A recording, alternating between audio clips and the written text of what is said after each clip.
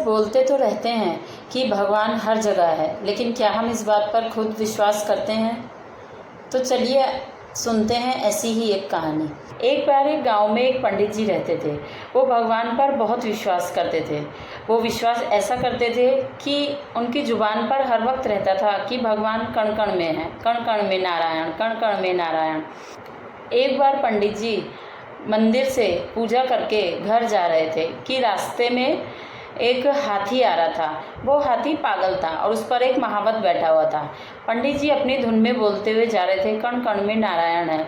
बहुत सारे लोग रास्ते पे भागते इधर उधर अपनी जान बचाते हुए जा रहे थे। महावत चीख चीख के कह रहा था, रास्ते से हट जाओ, यह हाथी पागल है, यह हाथी पागल है।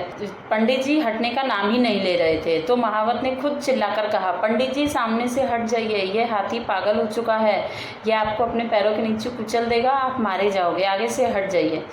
लेकिन पंडित जी ने कहा, अरे कण कण में नारायण है, इसमें भी नारायण है, मुझे ऐसे ही नहीं मार सकते, मैं इनकी बहुत पूजा करता हूँ। कण कण में नारायण है बोलते हुए पंडित जी आगे बढ़ गए और हाथी पागल था, हाथी ने उन्हें अपने पैरों के नीचे रौंद दिया और पंडित जी मर गए। तो बोले भगवान से कि भगवान मैं आपसे बहुत नाराज़ हूँ।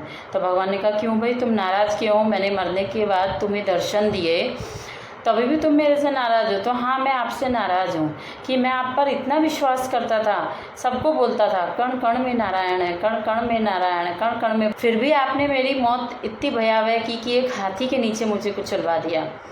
तो भगवान ने कहा कि तुम जो बोल रहे हो क्या तुम उस पर अमल करते हो? तो उसने कहा, हाँ मैं बिल्कुल अमल करता हूँ, इसीलिए मैंने सोचा ना कि हाथी में भी आप ही हैं, ऐसे कैसे मुझे मार देंगे।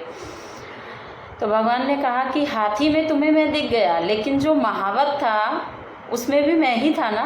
कितनी बार चिल्ला चिल्ला कर महावत ने तुम्हें कहा, सामने से हट जाओ, हाथी पागल हो चुका है, ये तुम्हें मार देगा, लेकिन तुम अपनी धुन में सवार थे और तुम आगे बढ़ते चले गए।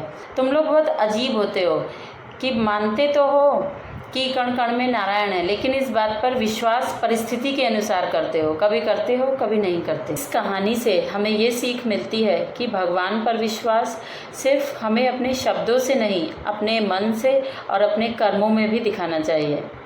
आप किसी ऐसे को जानते हैं जो पंडित की तरह बोलता कुछ था लेकिन खुद ही अपनी बोली बात पर विश्वास नहीं करता था?